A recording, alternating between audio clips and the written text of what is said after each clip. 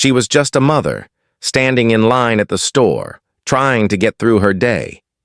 But when a police officer singled her out and laughed in her face, the room fell silent. No one knew what he saw in her, or why his smug grin would soon vanish. What happened next wasn't just a misunderstanding.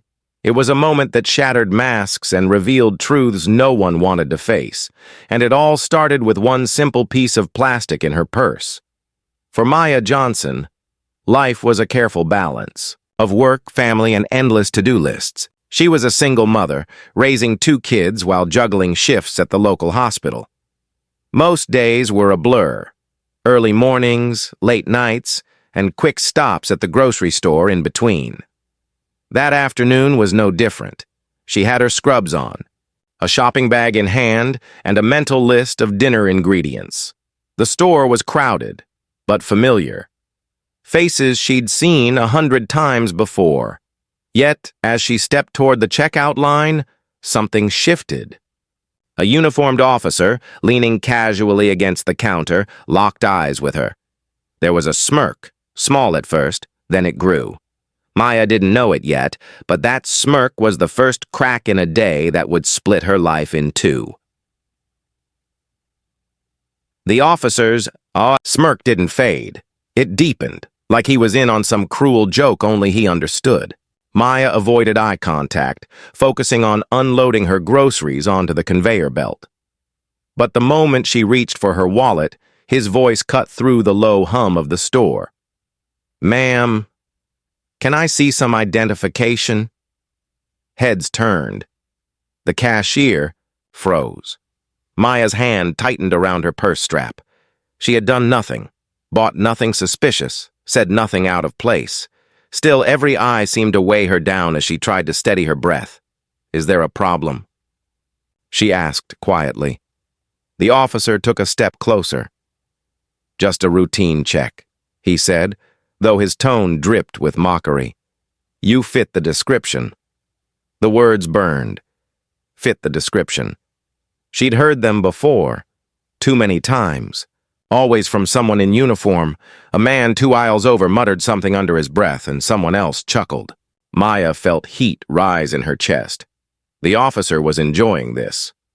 He leaned on the counter, eyes scanning her from head to toe, pausing just long enough to make his meaning clear. "Let's make this easy," he said. "ID. Now." Her fingers trembled as she pulled it from her wallet. She thought of her children waiting at home, the lesson this moment might teach them if they ever found out. Was it better to comply or to stand her ground? She handed it over, her voice barely above a whisper. "Here." He snatched it, glancing at the name, the photo, and then his eyes widened. The smirk vanished. Something shifted in his posture, in the air itself. But before she could ask why, his radio crackled. "Unit 12, copy." The dispatcher's voice broke through, but the officer turned away, muttering something she couldn't hear. The cashier kept her eyes down. The other shoppers pretended to be busy. Maya stood there, her heart pounding, wondering what he had seen that changed his expression so suddenly. But the moment stretched, and instead of handing it back right away, he just stared at the ID. His grip tightened on it, his jaw set. And that's when Maya realized this wasn't over. Whatever he'd just learned, it had thrown him off balance. And the real reason for his sudden silence was something he clearly didn't want anyone else to know. The officer's fingers pressed hard against Maya's ID, his eyes darting between the card and her face. The silence stretched so long it became unbearable. Then, without warning, he took a step back, but not 2. "Leave." His voice rose, sharp enough to cut through the store's stillness. "Do you think this makes you special?" Maya's breath caught. She had no idea what he meant, but every word was laced with something ugly. Resentment, maybe even fear. He held up the ID like it was a weapon, the photo glinting under the harsh fluorescent lights. "Dr. Maya Johnson," he read aloud, his tone dripping with mockery. "Harvard Medical. Well, aren't we important?" The customers nearby shifted uncomfortably. Some stared, some turned away, but no one intervened. Maya felt her pulse hammering. She had worked her entire life for that title. Every night shift, every lecture, every moment she'd fought through prejudice to get where she was. And now, in the middle of a grocery store, it was being used to tear her down. The officer stepped closer, his voice dropping so only she could hear. "You people think a fancy degree changes what you are." Those words hit harder than anything else. Her vision blurred, a mix of rage and humiliation. She could feel the weight of the onlooker's silence pressing on her like a wall. Then, almost as suddenly as it began, he tossed the ID onto the counter. It slid across the surface and stopped just short of her hand. But before she could pick it up, his radio crackled again, this time with a message that made his face pale. Whatever it was, it had just shifted the balance of power, and Maya realized the real story wasn't about what he thought of her. It was about what he was suddenly afraid of. The officer didn't say another word. Whatever came through that radio had drained the arrogance from his face. Without looking at her again, he turned and walked out, his boots echoing against the tile until the door swung shut behind him. Maya stood frozen. Around her, the store slowly resumed its noise, beeping scanners, shuffling bags, but nothing felt the same. She picked up her ID, slipping it back into her wallet with hands that still trembled. It wasn't the degree on that card that mattered.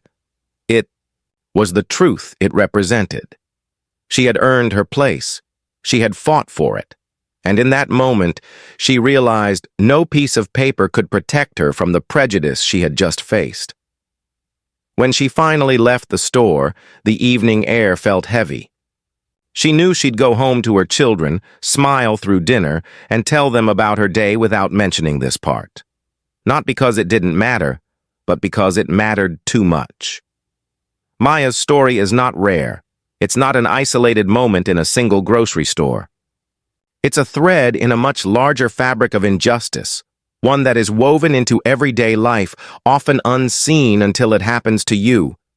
And so the question remains, how many more mothers, fathers, and children have to live through this before the smirks, the stares, and the silent complicity finally end? Because until that day comes, stories like Maya's will keep happening, and the silence around them will keep speaking louder than any words. The events in this video are based on a dramatized story inspired by real-world issues. While certain details have been adapted for storytelling purposes, the core themes highlight the ongoing reality of racial injustice. Our goal is to raise awareness, spark conversation, and inspire change. Any resemblance to actual persons, living or dead, or actual events is purely coincidental. Viewer discretion is advised. Thank you for watching and being part of this conversation. Stories like this matter because they shine a light on truths that should never be ignored. If this video moved you, share it with someone who needs to hear it. Don't forget to like, comment, and subscribe so we can keep bringing powerful stories to life. And remember, change starts with awareness, but it grows when we speak up together.